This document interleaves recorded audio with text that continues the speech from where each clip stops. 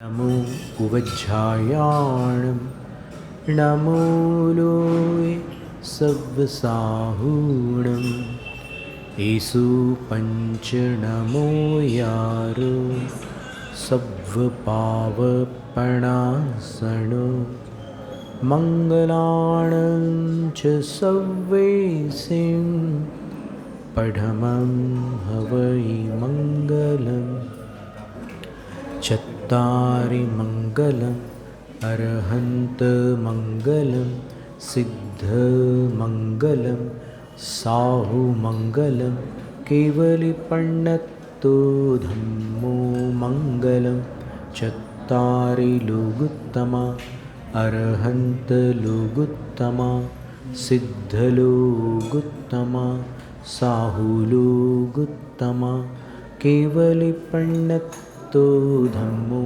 लोगुत्तमा चत्तारि शरणं पव्वज्जामि अरहन्तशरणं पव्वज्जामि सिद्धशरणं पव्वज्जामि साहुशरणं पव्वज्जामि केवलिपण्णत्तो धम्मो शरणं पव्वज्जामि।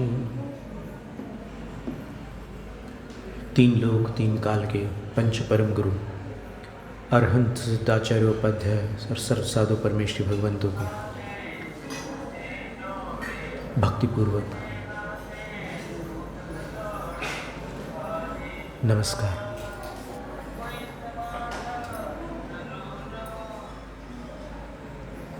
जम्बूद्वीप भरत क्षेत्र आर्यखंड भारत देश मुंडावसर अपनी काल के पंच परम गुरु 2400 तीर्थंकर सर्वाराध्यों को विनम्र प्रणाम।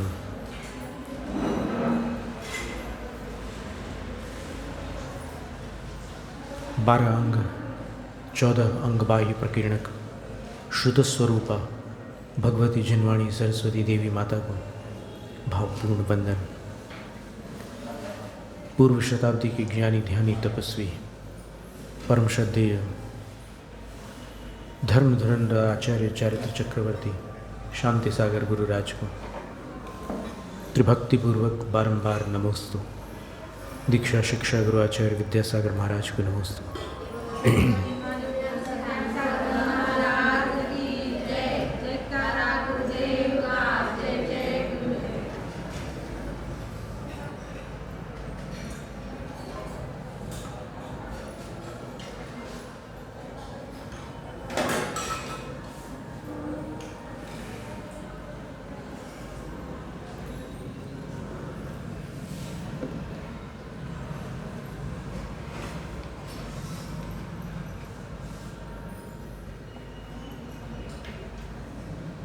रात को सोने से पहले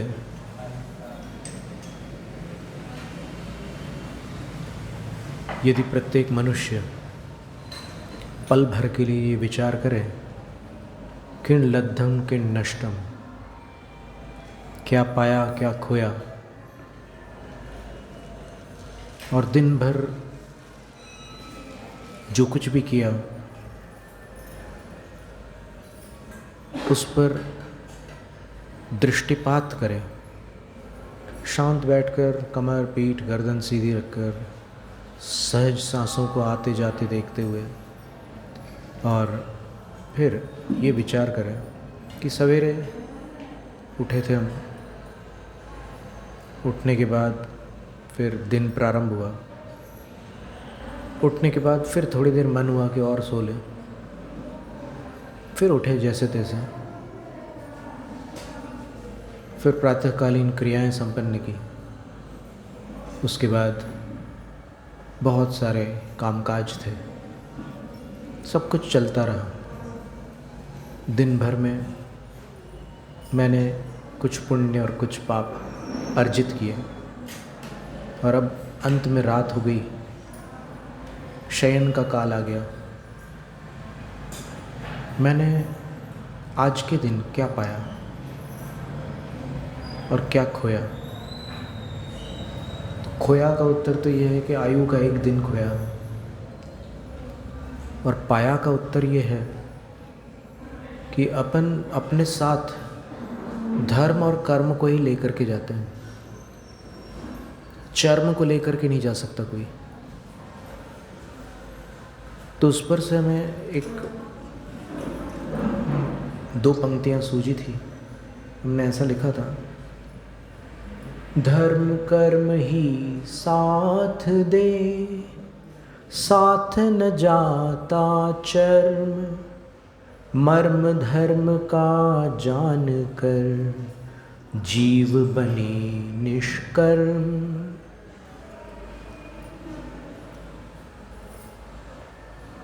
तो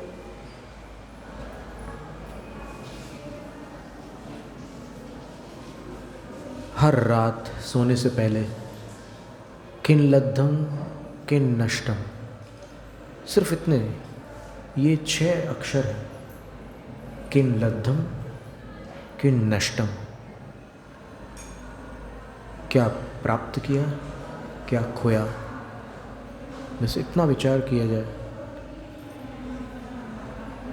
और फिर प्रातःकाल उठकर इसी तरह पल भर के लिए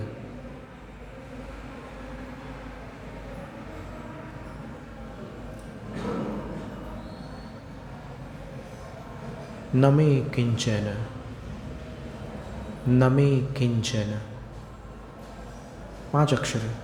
न मे किंचन, न मे किंचन, मेरा कुछ नहीं है। और इसमें लीन होना है, ऐसा नहीं कि मुंह से रट लिया और फिर हो गया एक काम, दिनचर्या में एक क्रिया थी कर डाली, ऐसा नहीं, कर डालनी नहीं है, उसमें लीन होना है। न मे किंचन, यहाँ से अकिंचन्य प्रारंभ होता है। न मे किंचन, मेरा कुछ नहीं। जब ये बात अंदर से समझ में आती है और अंदर बैठती है, तब दुनिया बदल जाती है। इसको ध्यान से सुनना कि जिसके अंदर ये बात बैठ जाए कि मेरा कुछ नहीं है, उसकी दुनिया बदल जाती है। क्योंकि सारी दुनिया माया जाल है। इस माया को इतर संप्रदायों में, वेदांत मत आदि में, माया शब्द का अर्थ ये, अपने यहाँ माया कषाय अलग वस्तु है, मायाचारी अलग वस्तु है, वो छल कपट की श्रेणी में। लेकिन वहाँ पर वो कहता है ना कि दुनिया की माया अच्छे अच्छों को चक्कर में डाल देती है। ये जो वाक्य है, इसमें माया का अर्थ क्या है? माया का अर्थ है, जिसको अध्यात्म शास्त्रों में, जैन ग्रंथों में संकल्प विकल्प कहा, अथवा दूसरे शब्दों में इसी को अहंकार ममकार कहा। मैं मेरा तू तेरा, इसका नाम है संसार की माया।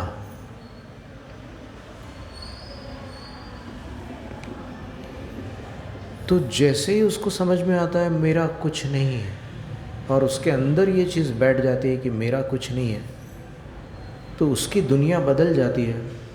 क्योंकि मैं मेरा तू तेरा है, वहीं तो फंसा है पूरा जगत। ऐसा कौन है जो मैं मेरा तू तेरा में न उलझा हो? 24 घंटे यही चालू रहता है, सपने में भी मैं मेरा तू तेरा। और वो जो मैं है, जिसको वो मैं कह रहा है, वास्तव में वो स्यादवाद से विचार करने पर वो जिस दृष्टि से जिसको मैं कह रहा है वो मैं है उसके लिए। पर जिनेंद्र भगवान कहते हैं कि तू जिसको मैं कह रहा है, उस मैं ने जो वास्तविक मैं है, उसको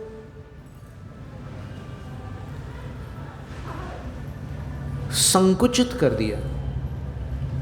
वो वास्तविक मैं सिद्ध स्वरूपी है, और तू जिसको मैं कह रहा है वो वास्तव में शून्य स्वरूपी है।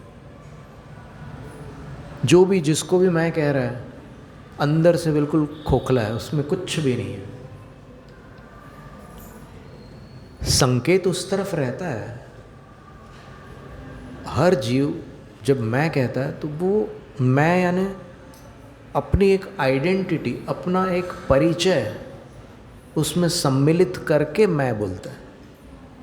जैसे इस भाव में आप जिसको मैं बोल रहे हैं, पिछले जन्म में आप किसी और को मैं बोल रहे थे। आप विचार कीजिए, उस जितने जन्म अपन ने धारण किए हैं हर समय मैं तो था ही। ऐसा कौन सा काल है जब मैं ना रहा हो? मैं तो था। लेकिन जहां मैं होता है वहां मेरा भी होता है।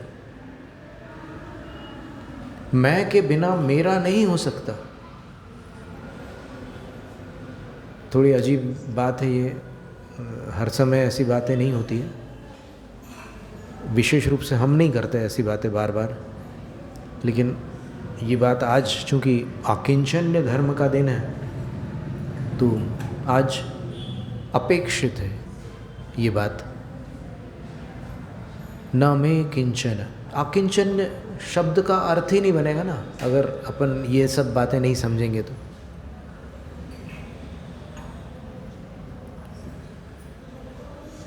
मेरा तन, मेरा मन, मेरा वचन, मेरा धन, मेरा जीवन, मेरा कुटुंब, मेरा परिवार, मेरे परिजन, मेरे मित्र, मेरे शत्रु, मेरा घर, मेरा नगर, मेरा राज्य, मेरा देश, मेरा कक्ष, मेरा पलंग, मेरी कुर्सी, मेरे वस्त्र, मेरे आभूषण, मेरा प्रभाव, मेरा यश, मेरा नाम, ये सब क्या है? आप अपने बारे में सोचें, नहीं तो फिर आप वही शास्त्र की कोई बात पढ़ी होगी या सुनी होगी तो फट से बोल दोगे अरे ये सब मिथ्या है और ये वो फलाना ठिकाना। इसमें कोई सार नहीं। ये सब लोग बोलते हैं, मरते समय सब भूल जाते हैं, कुछ याद नहीं आता। जो सिर्फ तोता रटंत करने वाले लोग हैं उनका ज्ञान मरण काल में क्षीण हो जाता है। कुंद आचार्य महाराज ने मोक्ष पहाड़ में लिखा है, सुहेण भाविदम नाणम दुखे जादे विणस्सदी तम्मा जा बलम जोई अप्पा दुखे ही भावे। सुख में भावित ज्ञान, भावित का अर्थ होता है बार बार दोहराया गया ज्ञान। तो सुख सुविधाओं में बारंबार दोहराया गया जो ज्ञान है वह दुखे जादे विनश्यति, दुख के उत्पन्न होने पर विनष्ट हो जाता है।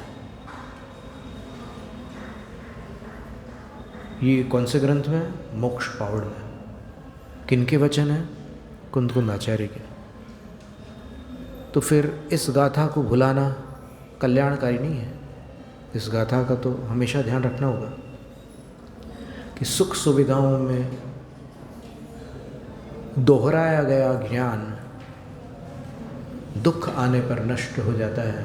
तम्मा, इसलिए वो योगी से कह रहे हैं, हे योगी, जहाँ बलम, जितना बल है तुम्हारे पास, जितनी शक्ति है, जितनी ताकत है, पूरी ताकत इसमें लगा दो। किसमें? दुखे ही भावे, किम अप्पा, आत्मा की भावना तुम 12 तप और 22 परीक्षाओं के साथ करो। अनुकूलता में भावित आत्मा प्रतिकूलता में लापता हो जाती है, और प्रतिकूलता में भावित आत्मा उपसर्गों में भी कायम रहती है, अचल रहती है, स्थिर रहती है। तो भावित करो आप, मेरा कुछ नहीं है। फिर मैं हूं या नहीं, हाँ बस बहुत सही पकड़ा, मेरा मैं ही हूं, अन्य कुछ नहीं है। लेकिन मेरा मैं हूं ये औपचारिक बात है, क्योंकि मैं ही मैं हूं तो फिर मैं में मेरा कहाँ लगाओगे। मैं और कोई अन्य वस्तु में संबंध जोड़ो तब मेरा, ये षष्ठी विभक्ति आती है। और अध्यात्म में षष्ठी विभक्ति का कोई स्थान नहीं है। अध्यात्म में हमेशा षट कारक होते हैं। षट कारक कौन से? कर्ता, कर्म, करण, संप्रदान, अपादान और अधिकरण, ये 6 होते हैं।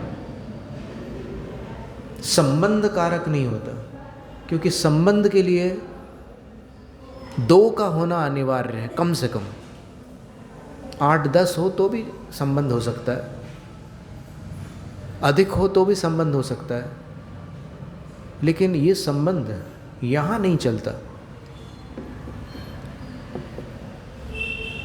नास्ति किंचनास्य अकिंचनः, जिनके पास कुछ नहीं है वो अकिंचन कहलाते हैं। साधु दीक्षा के समय सब कुछ छोड़ देते हैं। फिर साधु के योग्य परिग्रह जो है वो उनके पास कुछ रहता है, लेकिन अंदर से धारणा नहीं होती कि ये मेरा है मेरा, व्यवहार में मेरा है, लेकिन अंदर से ये होश रहता उनको कि मेरा कुछ नहीं है। इसका नाम अकिंचन्य है। जागृति बहुत बड़ी चीज़ है। आज सवेरे से हम विचार कर रहे थे, किं गृह्यते येन भवान जागः। अपन ने विशापहार स्तोत्र में एक पंक्ति पढ़ी थी कि हे भगवान, आपका कौन क्या छीन सकता था, क्योंकि भवान जागः, आप जागृत थे। जो जागता है उसके यहाँ चोरी नहीं होती, जो सोता है उसके यहाँ चोरी होती है। तो फिर ये जागृति आकिंचन्य है, मेरा कुछ नहीं। तो इससे क्या होता है, जो पंक्ति लिखी है आचार्यों ने वो ये है, उपात्तेष्वपि शरीरादिषु संस्कारापोहाय ममेदमित्यभिसंधि निवृत्तिराकिंचन्यम। सर्वार्थ सिद्धि अध्याय 9 सूत्र 6। आज सायंकाल देखेंगे अपन 9वां अध्याय। तो जो उपात्तेष्वपि शरीरादिषु, अनुपात्त जो है, जो अपन साथ लेकर के नहीं आए। उपात्त जो है वो माँ के गर्भ से अपन ये शरीर को साथ लेकर के आ रहे हैं। तो वो उपात्त का अर्थ होता है स्वीकृत। इस भाव में जो स्वीकृत है शुरू से अंत तक, ऐसे शरीर आदि के प्रति संस्कार आपोहाय, सजावट अथवा कुछ सुंदर दिखने का उद्यम, इन बातों को छोड़ने के लिए, इनसे हटने के लिए कई बार होता है ऐसा कि संसार शरीर भोगों से विरक्त होकर दीक्षा ली, फिर भी कुछ शरीर के प्रति अनुराग आ जाता है, पूर्व संस्कारवश। बहुत पुरानी आदत है ना शरीर से राग करने की, तो कोई ऐसा संस्कार आ जाए, फिर भोगों के प्रति भी वैराग्य हुआ, लेकिन भोजन करते करते कभी 46 दोषों में से एक अंगार नाम का दोष है वो लग जाता है। कैसे लगता है कि कोई ऐसी वस्तु है जिसको साधु अधिक मात्रा में ले लेते हैं। उनको लगता है कि ये और ले लें, थोड़ा और ले लें। तो ये इतना सा जो एकदम संज्वलन राग है, वो 15 प्रमादों में से एक है। रसना इंद्रिय संबंधी प्रमाद है। तो वो 46 में से अंगार नाम का दोष लगा उनको। वो असाधु नहीं हो गए, क्योंकि उतना राग छठे गुणस्थान में संभव है।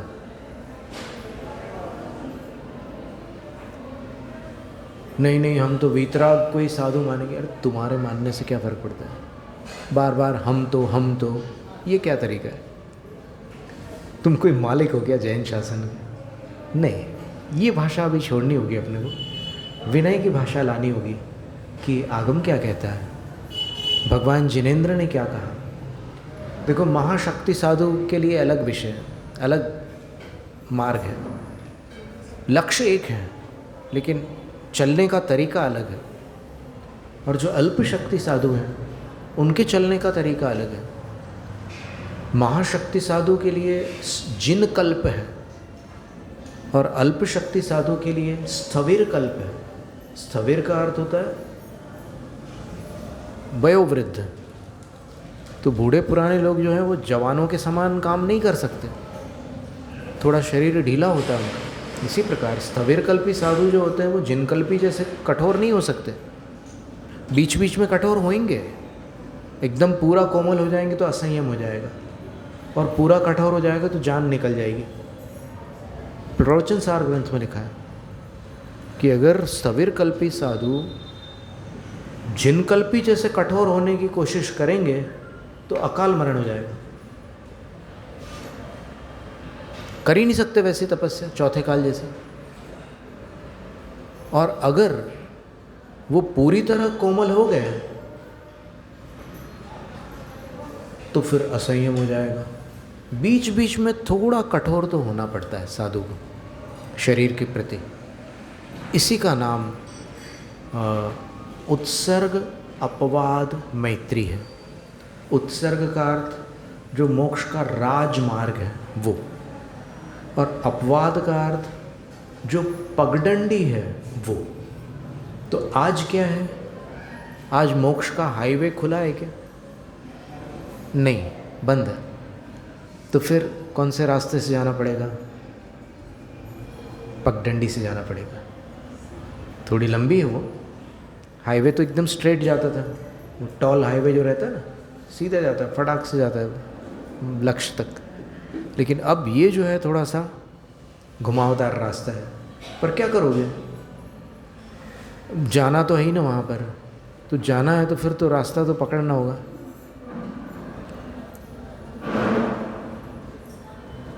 दो सज्जनों ने आचार्य शांति सागर महाराज श्री से प्रश्न किया था कि आचार्य श्री, आप कहते हैं पंचम काल में मोक्ष नहीं है, तो फिर आप साधु क्यों बने? साधु तो मोक्ष के लिए बना जाता है, जब मोक्ष है ही नहीं तो फिर आप साधु क्यों बने? तो आचार्य ने उत्तर दिया कि ये पौधा किसका है। प्रति प्रश्न किया उन्होंने कि ये पौधा किसका? बोले कि आम का। तो गुठली से एक नया आम का पौधा उगा था। तो बोले इसमें आम कब लगेगा? बोले 7 साल में। आम जो उगता है, आम का जो पौधा उगता है उस पर 7 साल बाद आम लगते हैं। हाइब्रिड की बात नहीं कर रहे, नेचुरल की बात कर रहे हैं। 7 साल बाद आम उग लगेगा। तो फिर उसको पानी देना कि नहीं देना? जब 7 साल बाद लगेगा तो अभी क्यों माथा पच्ची कराए? तो बोले हमारा मोक्ष फल भी किसी भाव में लगेगा, लेकिन अभी हम पानी तो दे दें। आज मोक्ष नहीं है लेकिन मोक्ष मार्ग है। हाईवे नहीं है लेकिन पगडंडी है। तो हम इसलिए चल रहे हैं। फिर उन दोनों ने दीक्षा ली और वो महान साधु बने। महान। एक वीर सागर महाराज जो आचार्य शांति सागर महाराज श्री के परम प्राचार्य थे,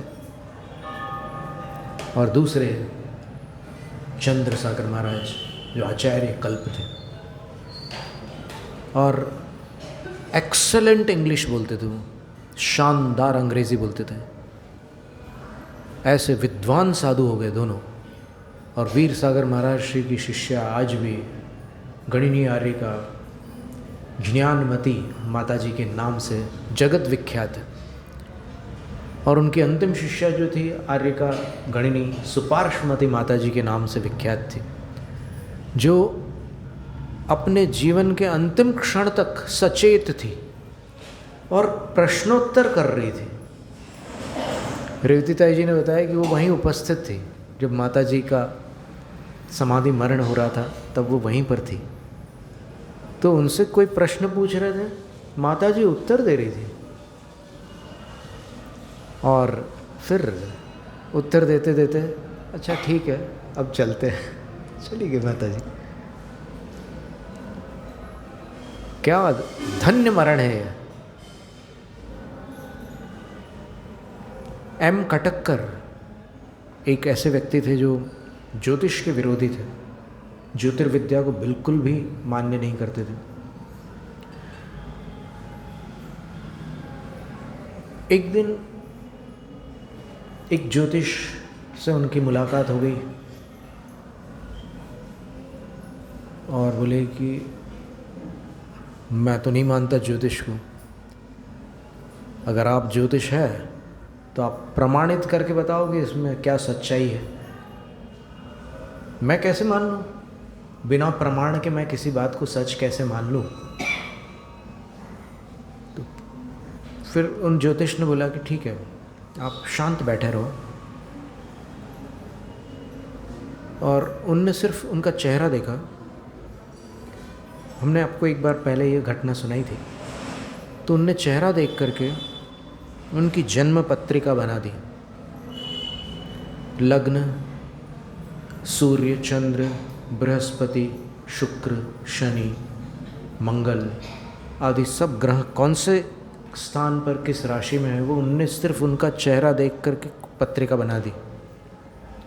और बोले कि अब तुम जा कर के कहीं से भी अपना जन्म समय, जन्म स्थान और जन्म तारीख लेकर के पत्रिका बनवा लो और एक बार इसके साथ मिला करके देख लो।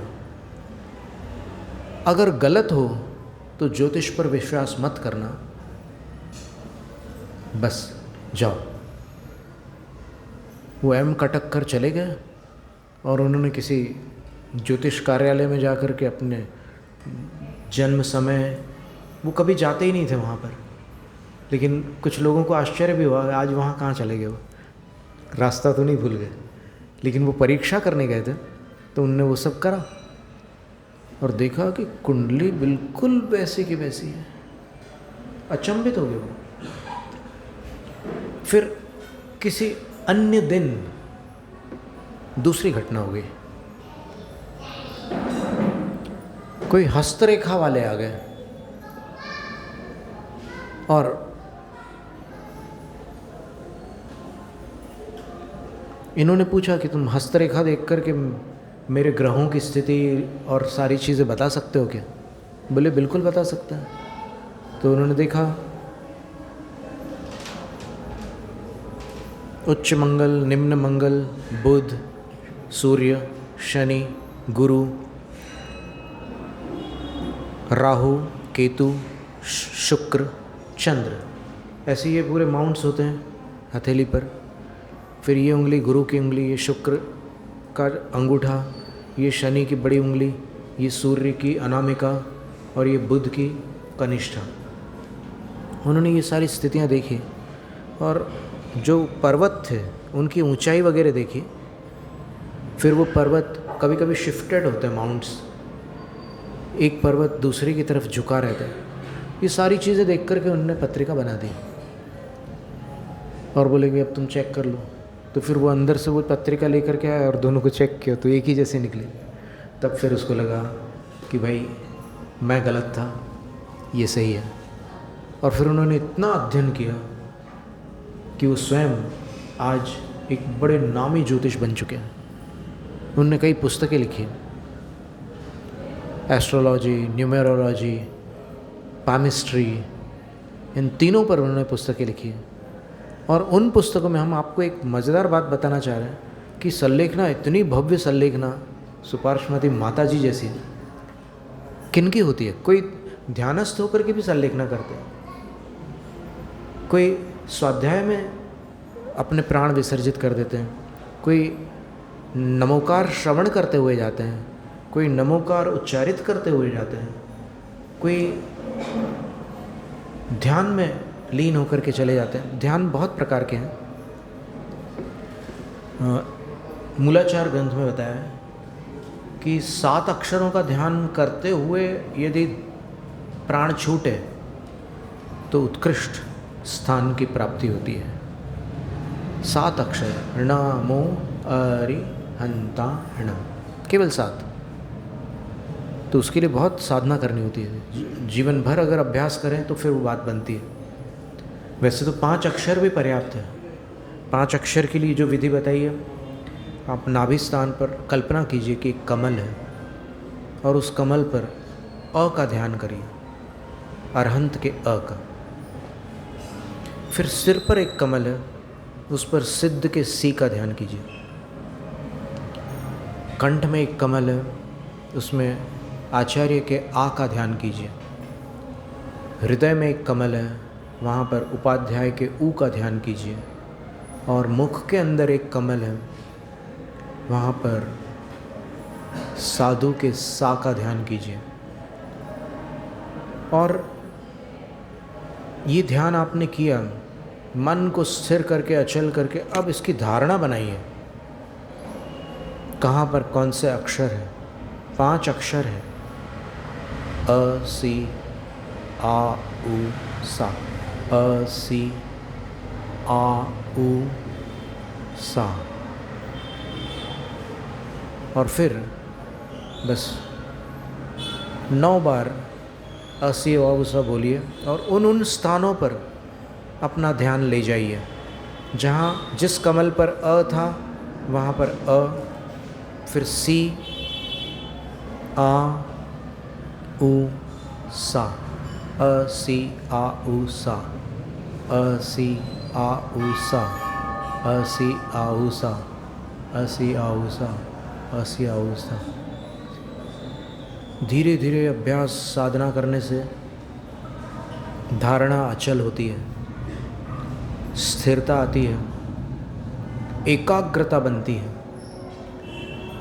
और राग द्वेष नष्ट होते हैं, आत्मा की शक्तियाँ जागृत होती हैं और तब पता चलता है कि मेरा कुछ नहीं है, मेरा तो मेरे अंदर है, वहाँ कुछ नहीं है। अ सी आ उ सा। इसी तरह नमो अरहंताणम का भी ध्यान है।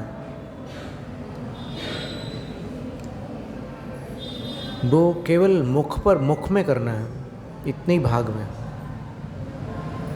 2 आँखें हैं, 2 कर्ण हैं, नासिका के 2 पुट हैं और एक मुख है। 2 2 2 और 1, 6 और 1 7। नमो अरहंताणम 7। तो इन 7 अक्षरों का अगर उत्तम ध्यान मरण काल में कोई कर ले तो फिर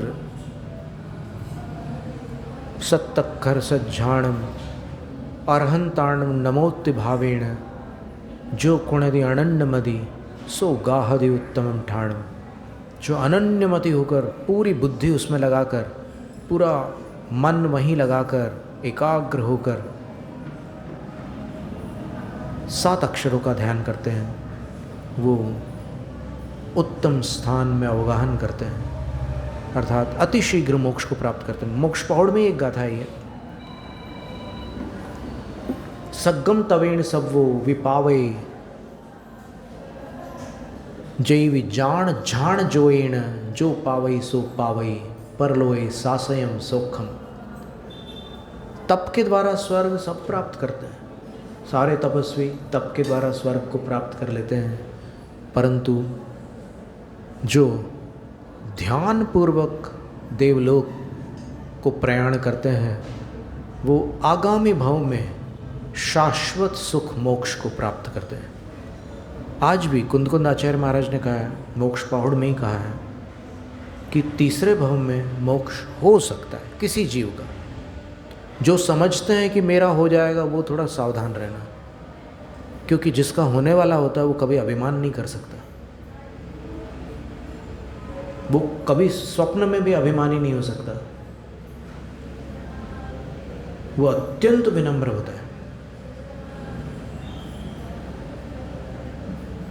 जो प्रभु के निकट होता है वो अभिमान से दूर होता है, जो अभिमान के निकट होता है वो प्रभु से दूर होता है।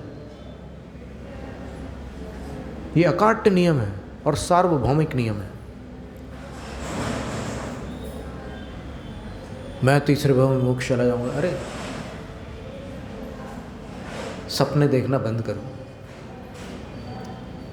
7-8 भाव में मोक्ष जाना बहुत बड़ी बात है। तीसरे की बात सोच रहे हो और मुंह से बोल रहे हो। जाने वाले बोलते नहीं, बोलने वाले जाते नहीं।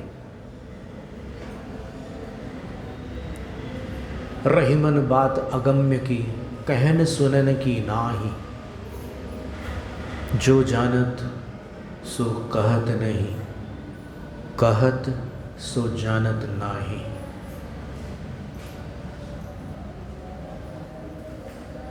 आत्मानुशासन में एक श्लोक है, गुणभद्राचार्य लोकसेन मुनि के लिए कह रहे हैं, अपने उनके ही शिष्य थे, उनसे कह रहे हैं कि हे मुनि, अकिंचनो हमित्यास्व त्रैलोक्याधिपतिर्भवेः योगी गम्यं तव प्रोक्तं रहस्यं परमात्मनः। मेरा कुछ नहीं है, बस इस मनोदशा में आकर आस्व, आसन लगाकर, आसन मांड कर लीन हो जा।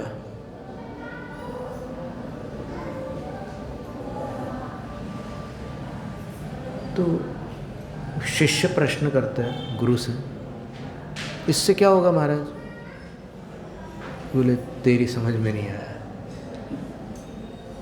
आचार्य बोलते हैं कि योगी गम्यम तव प्रोक्तम रहस्यम परमात्मना, मैंने तेरे लिए योगियों के गम्य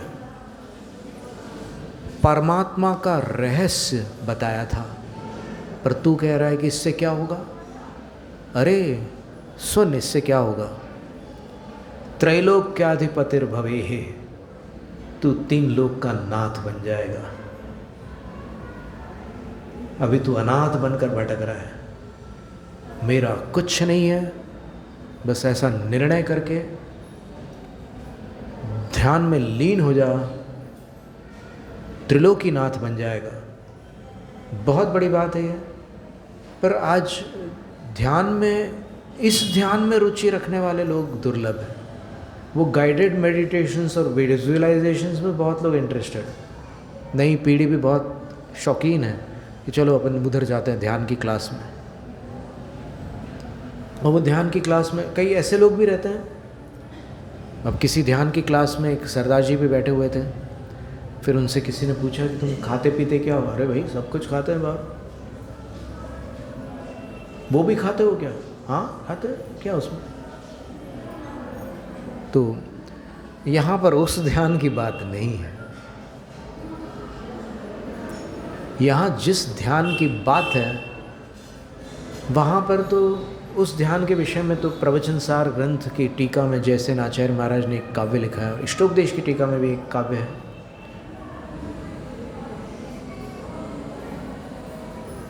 शम सुख शीलित मनसा मशनमपि द्वेषमेति किमु कामाः स्थलमपि दहति झषाणाम् किमंग पुनरंग मंगाराः। इसका एक पाठांतर है, शम सुख शीलित मनसा, शम सुख शीलित मनसाम, च्यवनमपि द्वेषमेति किमु कामाः स्थलमपि दहति जषाणां किमंग पुनरंग मंगाराः। अर्थ सुनिए, क्या है कि जिनको शांत सुख की आदत पड़ी है। शांत सुख कौन सा है? जो ध्यान में होता है। और ध्यान में वो सुख आता कहाँ से? विशुद्धि से आता है। जैसे जैसे विशुद्धि बढ़ती है, ध्यान में एकदम निर्मलता आती है अंदर में, और एक प्रकार से एक तूफान सा होता है, सब कुछ छूट जाता है, एक नई दुनिया में पहुंच जाते हैं। बाहर की दुनिया छोटी सी लगने लग जाती है, वो एक चुल्लू भर पानी के जैसी लगती है, और अंदर की दुनिया एक समुद्र के समान प्रतीत होती है। ये अनुभव गम्य बात है। जो ध्यान नहीं करते उनका विषय नहीं है।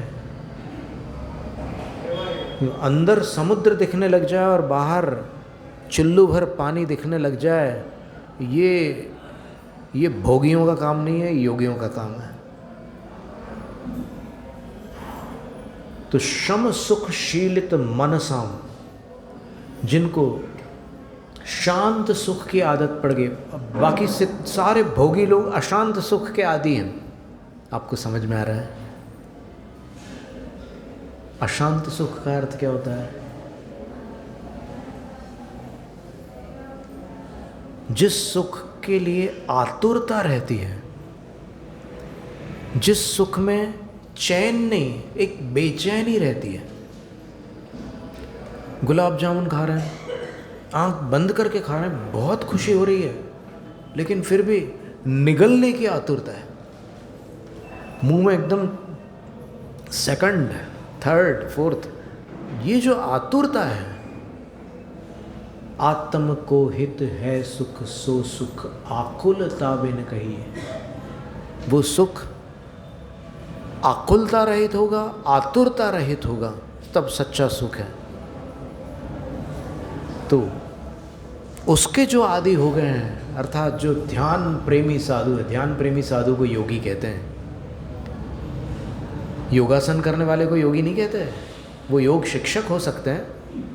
योगी वो हैं जो ध्यान प्रेमी हैं और योग के सभी अंगों में निष्णात है। वो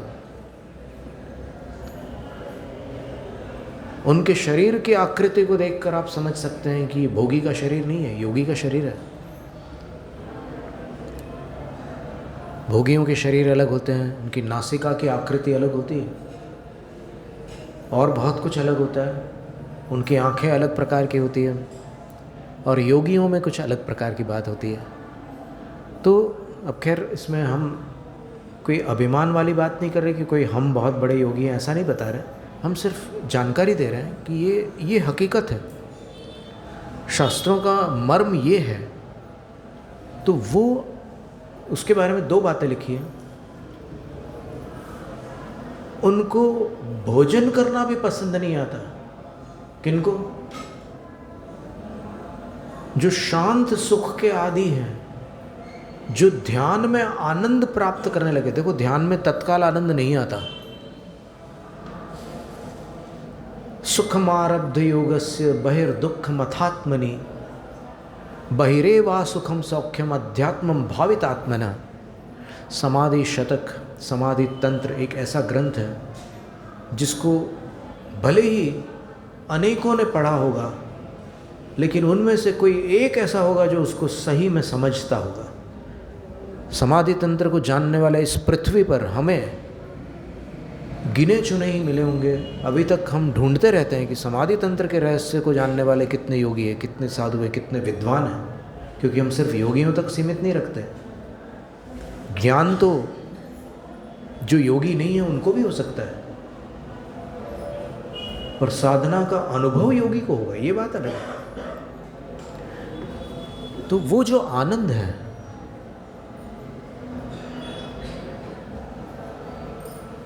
शांत सुख का जो आनंद है, उसके जो आदी हैं उनको भोजन भी नहीं रुचता। भोजन करते समय, जैसे कल आपने देखा था आकृत पुण्य की कथा में, वो योगी सुव्रत मुनिराज मासोपवासी गुरु जब इतनी स्वादिष्ट खीर का भोजन कर रहे थे, जो खीर उस समय के बड़े बड़े रसोइये नहीं बना सकते थे, वो उसकी माँ ने बनाई थी। और वो भोजन जब वो ले रहे थे तो समता भाव से ले रहे थे। कैसे ले रहे होंगे? जिनको समता का अनुभव नहीं है वो कल्पना नहीं कर सकते। बात करना अलग बात है, खाते समय समता रखना अलग बात है। नमक न डाला हो तो पूछो मन से कि हे मन, समता है क्या तेरे पास? अरे काश डाल देता तो अच्छा रहता। ठीक है, मैं इतना कंट्रोल तो कर रहा हूँ कि बाहर गुस्सा ना प्रकट करूँ, लेकिन अंदर तो मज़ा नहीं आ रहा है।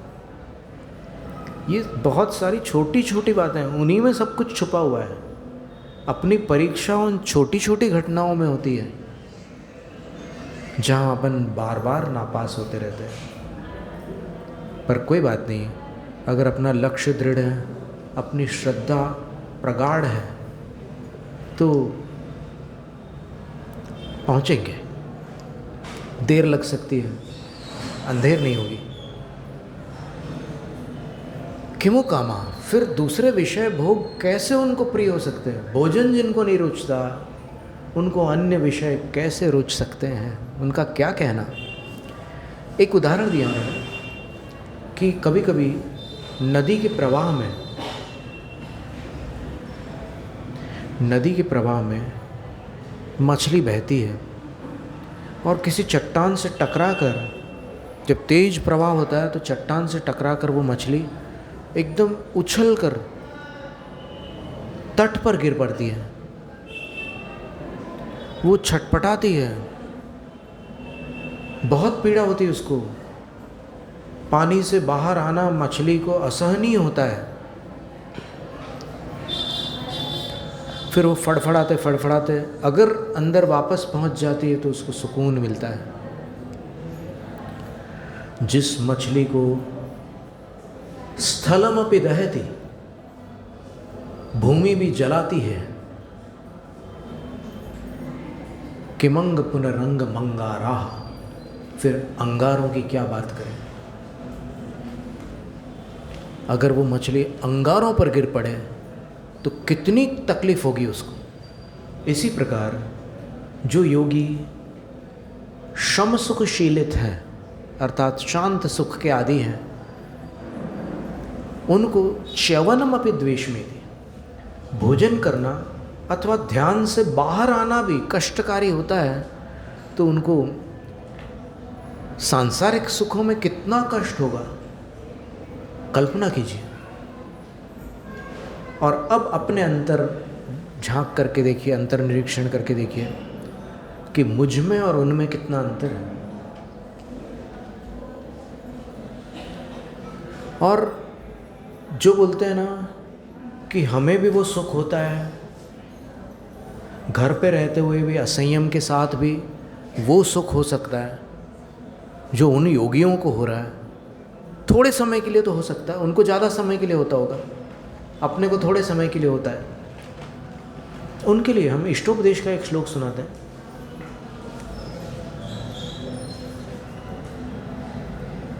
उस पर विचार करें। वो चाहे कितने भी उनके पास आगम प्रमाण और जो भी उनने संस्कृत का हिंदी अर्थ निकाला हो वो जाने, लेकिन ये श्लोक ध्यान से सुने। एको हम निर्ममः शुद्धो ज्ञानी योगींद्र गोचरः बाह्याः संयोगजा भावा मत्तः सर्वेपि सर्वथा। इसका अर्थ हम बता देते हैं आपको। मैं एकाकी हूँ, यानी मेरा कुछ नहीं है। निर्ममः, मेरा कुछ नहीं है। एको हम, पहले कहा मैं अकेला हूँ, और निर्ममः, मेरा कुछ नहीं है। ज्ञानी, मैं ज्ञान वैभव से संपन्न हूँ, ज्ञान ही मेरा वैभव है। और योगींद्र गोचरः, गोचर शब्द का अर्थ होता है विषय। मैं किन का विषय हूँ? सुना आपने? योगींद्र गोचर, मैं योगींद्रों का विषय हूँ। अब बोलो क्या विचार है?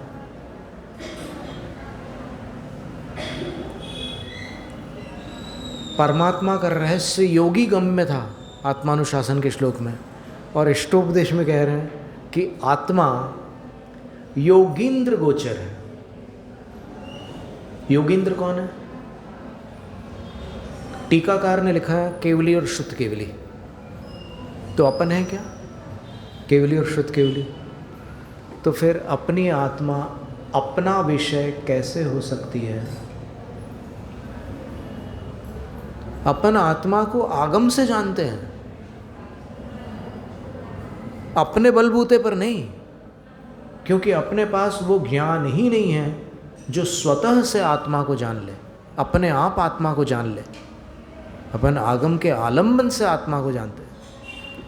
अब आत्म ध्यान की बात, हमने एक दिन आपसे वादा किया था कि कभी हम बताएंगे कि आत्म ध्यान कैसे होता है। तो यहाँ तो गुणभद्राचार्य महाराज ने अपने शिष्य लोकसेन मुनि से कह दिया, अकिंचनो हम इत्यास्वतरे लोक्याधिपतिर्भवे योगी गम्यन तव प्रोक्तम रहस्यम परमात्मना। मैं अकिंचन हूँ, मेरा कुछ नहीं है, बस इतना फैसला करके अंतर्लीन हो जा, ध्यान में डूब जा, संसार से पार लग जाएगा।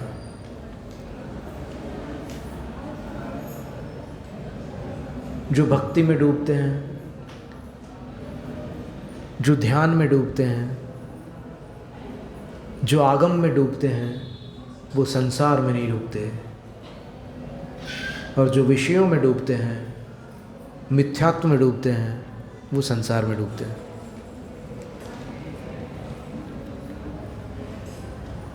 तो डूबना तो है, पर कहाँ डूबना है ये अपने को तय करना है। बोलने की बात नहीं ना, तो आप फट से बोलेंगे कि हमें इसमें डूबना है, उसमें डूबना है। वो स्मार्ट बनने वाली बात नहीं है यहाँ पर, यहाँ अंदर की बात है। और अपने दोषों को स्वीकार करना ही दोष मुक्ति का प्रथम चरण है। जो दोषी होकर के भी अपने आप को निर्दोष दिखाने का नाटक करता है, वो कभी निर्दोष नहीं हो सकता। ब्रज कुमारी मेहरा जी ने एक बहुत सुंदर वाक्य लिखा था, विरक्ति का दंभ अनुरक्ति को 1000 गुना बढ़ा देता है। इसलिए सच्चा बनना ज़रूरी है। सत्यनिष्ठा जिसके अंदर नहीं है, वो जैनत्व का अपात्र है। अपने प्रति सच्चा होगा तो जैन सच्चा बनेगा। अगर अपने प्रति सच्चा नहीं है तो फिर कोई मतलब नहीं।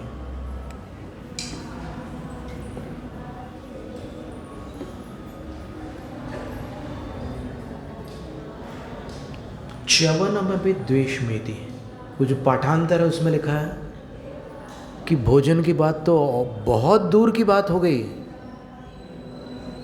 विषयों की बात तो स्वप्न में भी दूर है ही नहीं, भोजन की बात बड़ी दूर की है। बल्कि च्यवनमपि, शुद्धोपयोग से च्युत होकर शुभोपयोग में आना भी बड़ा कष्टकारी हो जाता है उन योगियों को जिनको शांत सुख की आदत। ये देखिए, शांत सुख बार बार शब्द आ रहा है। अभी अपन ने पहले भी पढ़ा था, 2 दिन पहले, जब अपन ने संयम धर्म में 8 शुद्धियाँ पढ़ी थी, तो वहाँ पर एक प्रशम सुख शब्द आया था। प्रशम सुख का अर्थ होता है शांत सुख। तो सुख के 2 भेद कर लो मोटे रूप में, एक शांत सुख, दूसरा अशांत सुख।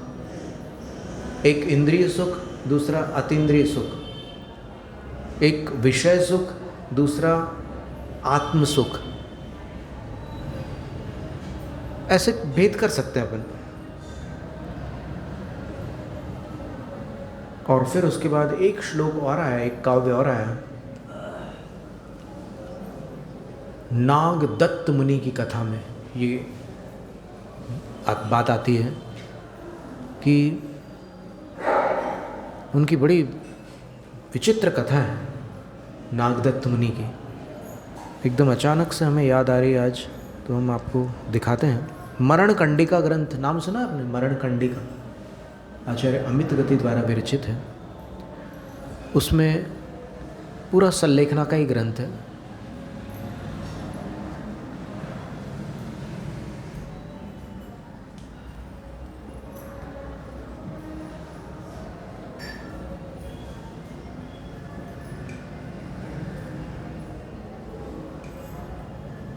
हमें जब हमने पहली बार पढ़ी ये कथा, अद्भुत लगी थी ये कथा।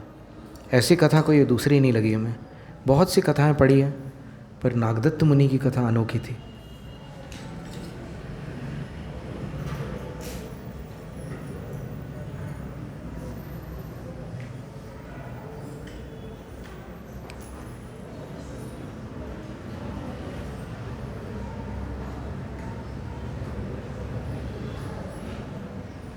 इसमें अनेक कथाएं दी है। मरण काल में ये कथाएं बहुत उपयोगी होती हैं।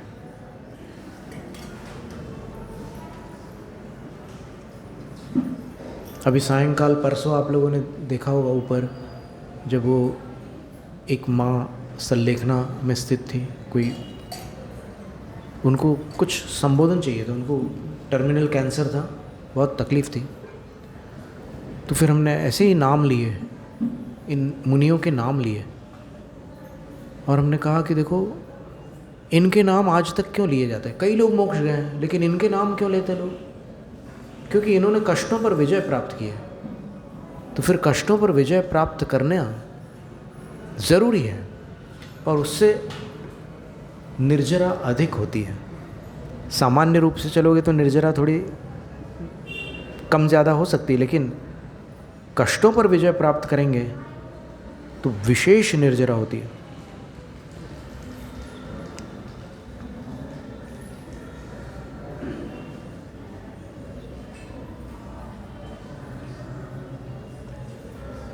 नागदत्त मुनि की कथा, श्लोक नंबर 206।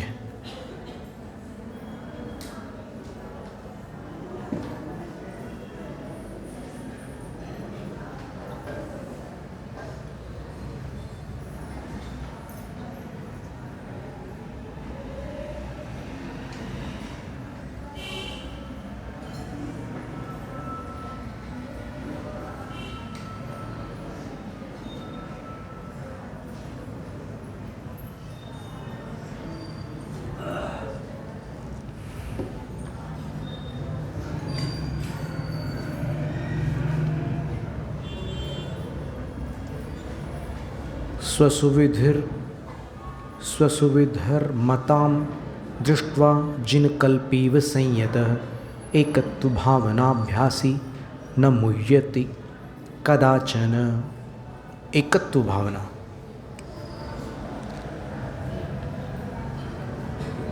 काम में, भोग में, संग में और शरीर में जिसने एकत्व की भावना को बढ़ाया है, अर्थात ये काम भोग आदि मुझसे भिन्न है, मैं सर्वथा एकाकी हूँ, इत्यादि रूप एकत्व भावना युक्त जो साधु हैं, वे निष्प्रय होकर उत्कृष्ट धर्म को संपन्न करते हैं। जिन कल्पी नागदत्त नामक मुनिराज अपनी बहन के साथ अनेक अत्याचार होने पर भी, उन्हें अपनी आँखों से देखते हुए भी एकत्व भावना में स्थिर होने के कारण मोहित नहीं हुए, उन मुनिराज के समान ही एकत्व भावना रखने वाले साधु किसी भी पदार्थ में मोह को प्राप्त नहीं होते। 5 भावनाएं बताइए।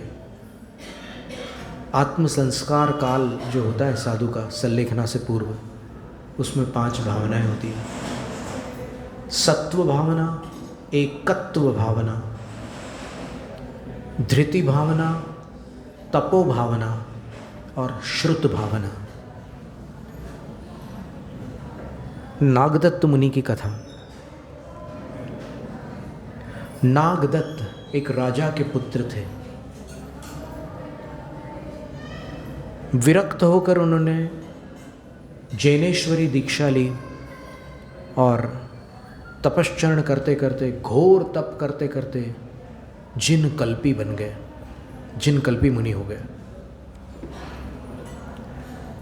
अमर नहीं कोई धरती पर, मरण सभी को आवे। मंत्र तंत्र कुछ काम न आवे, मरण घड़ी जब आवे। निर्बल हो या वीर बली हो, काल बली ले जावे। हाथी पर जाने वाला भी अर्थी पर आ जावे, अर्थी पर आ जावे। जिन कल्पी मुनि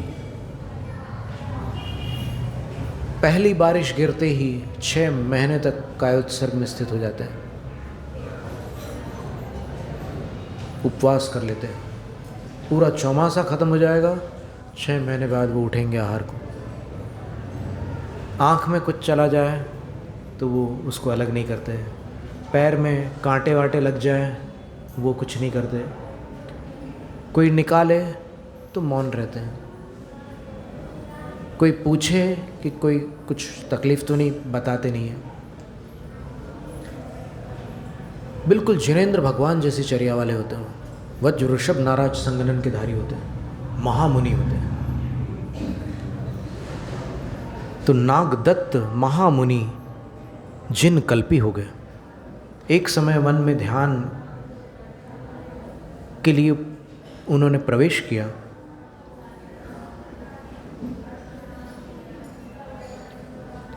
वो उस स्थान पर चले गए जहाँ पर डाकू लुटेरों का अड्डा था,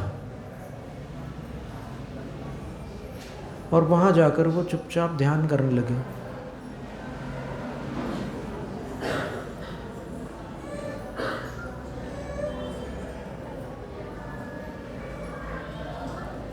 तो जो डाकू लोग थे उनको लगा कि इस साधु का रूप धारण करके कोई हमारा भेद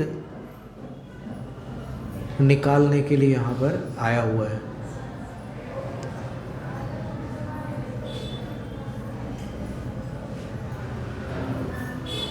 तो उनको वो लोग कष्ट देने लगे, उनको डराने का प्रयास किया। लेकिन डाकुओं का जो सरदार था वो जैन मुनि का आदर करता था। वो जानता था कि जैन मुनि कैसे होते हैं। तो उन्होंने उन डाकुओं को रोका और उसने अपनी टोली वालों से कहा कि ये संसार की माया से दूर है, इनका कुछ भी नहीं है, ये अकिंचन है, इनको किसी से कोई लेना देना नहीं है। और वो मुनि महाराज फिर वहीं रुक जाते हैं और फिर अपनी ध्यान साधना में लगे रहते हैं। एक दिन नागदत्त मुनि महाराज की जो माताश्री थी, रानी थी,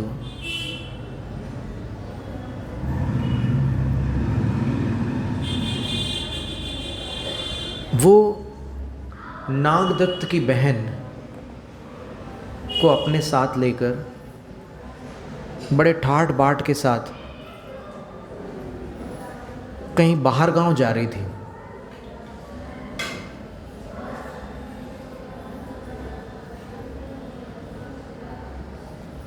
तो उस वन में उनको जाना पड़ा, वहाँ से बीच से रास्ता था। तो वो जो स्थान था, डाकू लोग अपने काम धंधे में लगे थे, तो उन्होंने वहाँ पर किसी को नहीं देखा, सिर्फ वो मुनि महाराज बैठे हुए दिखे। तो रानी ने पूछा, हे साधु, आप यहाँ वन में रहते हो,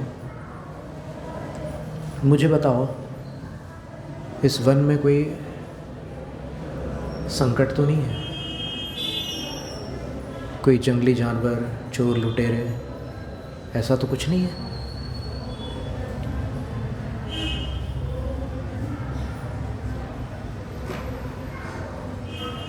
मेरे साथ मेरी पुत्री है, और आप तो मेरी पुत्र हो, मुझे छोड़ के चले गए हो। आप साधु हो, तो मैं आपको साधु ही बोल करके बुला रही हूँ कि हे साधु, बताओ।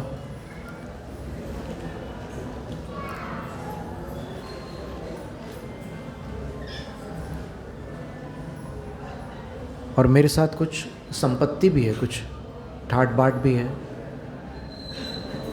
मुझे सुरक्षा की चिंता है, इसलिए मैंने आपसे पूछा है, आप बताओ। तो एकत्व भावना में जो डूबे हुए थे, ऐसे नागदत्त मुनिराज ने कोई उत्तर नहीं दिया।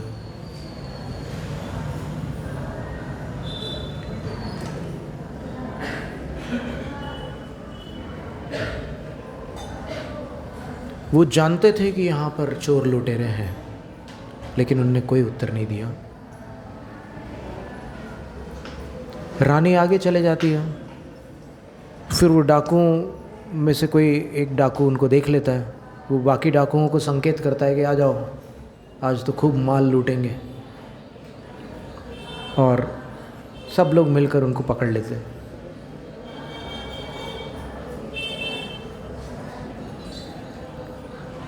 वो सारा खजाना हथिया लेते हैं और रानी को और राजकुमारी को पकड़कर सरदार के पास ले आते हैं।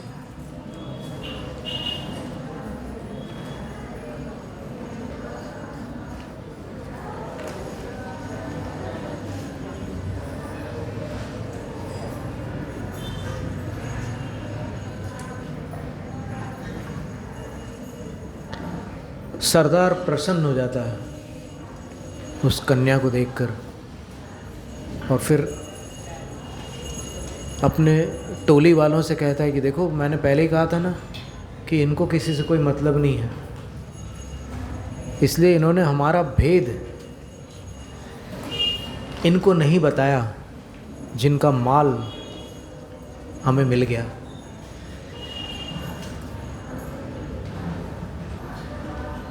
तो फिर मुनिराज की जो माँ थी, उनको क्रोध आ जाता है। और क्रोध आना स्वाभाविक था, क्योंकि वो सारे डाकू लोग जो थे वो राजकुमारी की तरफ बुरी नज़र से देख रहे थे। और उनको ये भी लग रहा था कि ये सगा भाई होकर के भी इसने हमें सचेत नहीं किया, और ऐसे बदमाशों के हाथ हम लग गए। बहुत क्रोध आ रहा था।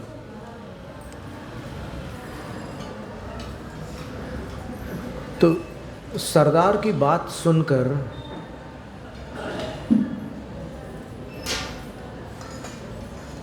रानी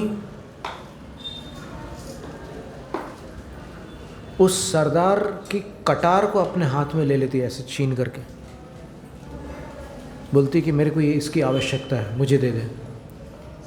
तो सरदार सोचता है कि मेरे पर वार करेगी क्या, लेकिन वो किसी पर वार नहीं करती। और वो बोलती है कि मैंने जिस गर्भ में इसको 9 महीने रखा, उसके कारण आज हमारे ऊपर ये प्राण संकट आ गया, तो मैं अपने प्राण दे देती हूँ। और वो अपने गर्भ में जैसे ही कटार मारने वाली होती है,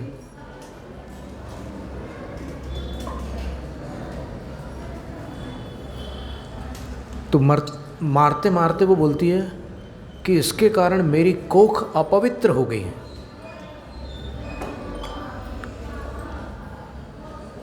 तो सरदार एकदम इस वाक्य को सुनते ही साथ समझ जाता है कि ये तो साधु की माँ है। तो वो तुरंत आकर के उनको रोकता है और उनके चरण पकड़ लेता है। बोले कि हे माता,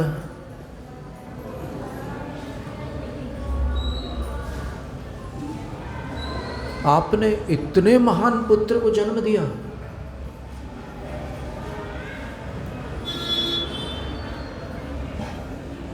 आप ये क्या करने जा रही हैं?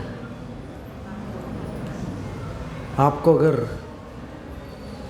कटार का प्रहार करना है तो मुझ पर करो, क्योंकि मेरे लोगों ने आपको कष्ट दिया है और हम लोगों ने कुदृष्टि डाली है इतने महान साधु की बहन पर, तो आप हमें दंडित करो। तुम नागदत्त की माँ कहती है कि क्या बोल रहे हो तुम? बोले कि मैं सच बोल रहा हूँ, क्योंकि इस धरती पर ऐसे समताधारी मैंने कभी अपने जीवन में नहीं देखे कि जिनके ऊपर मेरे डाकुओं ने उपद्रव किया तब भी उनका चेहरा यथावत था, और माँ ने जब जिनसे वार्तालाप किया तब भी उनने वैसे ही, कोई इनकी मुख मुद्रा में कोई अंतर नहीं आया। इतनी समता कहाँ मिलेगी? उपदेशों में जो समता की चर्चा होती है वो बात अलग है, शास्त्रों में जो समता लिखी हुई है वो अलग है। ये तो मूर्ति है समता की। आप ऐसे पुत्र की माता हो, मैं आपके चरणों में नतमस्तक हूँ। और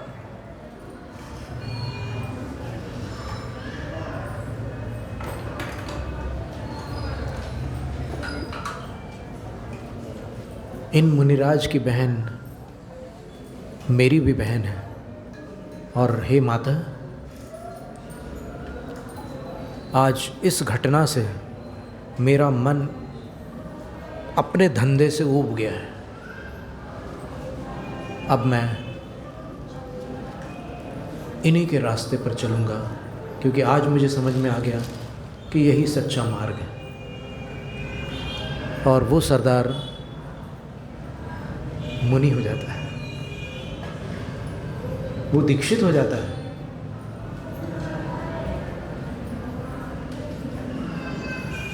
और रानी को सांत्वना देकर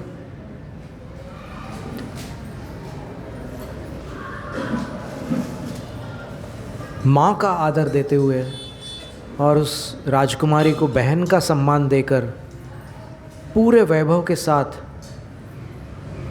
सुरक्षित स्थान पर पहुंचा देता है, और सब पापों का त्याग करके वैराग्य मार्ग को अपना लेता है। आप देखिए, मुनि महाराज ने एक शब्द भी नहीं बोला, लेकिन केवल आकिंचन्य धर्म को अपने हृदय में धारण किया, और उससे जीवन बदल गया, सबका जीवन बदल गया। माँ का भी भाव बदल गया। फिर माँ ने नमोस्तु किया, इतनी कठोर हो गई थी माँ ने उनको नमोस्तु किया और फिर वहाँ से प्रस्थान किया। तो ये एक पौराणिक दृष्टांत भी आवश्यक होता है। धर्मोपदेश में एक नियम है, शास्त्रों में लिखा है कि धर्मोपदेश की परिभाषा ये है कि जिसमें एक पौराणिक दृष्टांत हो और उस दृष्टांत से फिर धर्म की बात जनता के हृदय तक जाए, और फिर अब विचार करके देखिए कि अपना क्या है इस दुनिया में। तो साधु शरीर के ममत्व को भी छोड़ देते हैं, और इसलिए उनकी समितियाँ और निर्दोष हो जाती हैं, क्योंकि प्रवृत्ति में निर्दोषता लाने के लिए ही ये 10 धर्म है। ओम ह्रीं उत्तमा किंचन्य धर्मांगाय नमः। ओम ह्रीं उत्तमा किंचन्य धर्मांगाय नमः। ओम ह्रीं उत्तमा किंचन्य धर्मांगाय नमः। जैनम जयतु शासन। शास्त्र पठन में मेरे द्वारा यदि जो कहीं कहीं प्रमाद से कुछ अर्थ वाक्य पद मात्रा छूट गई, सरस्वती मेरी उस त्रुटि को कृपया क्षमा करें, और मुझे कैवल्य धाम में माँ अविलंब धरे। वांछित फलदात्री चिंतामणि सदृश मात तेरा, वंदन करने वाले मुझको मिले पता मेरा। बोधि समाधि विशुद्ध भावना आत्म सिद्धि मुझको, मिले और मैं पा जाऊँ माँ मोक्ष महासुख को।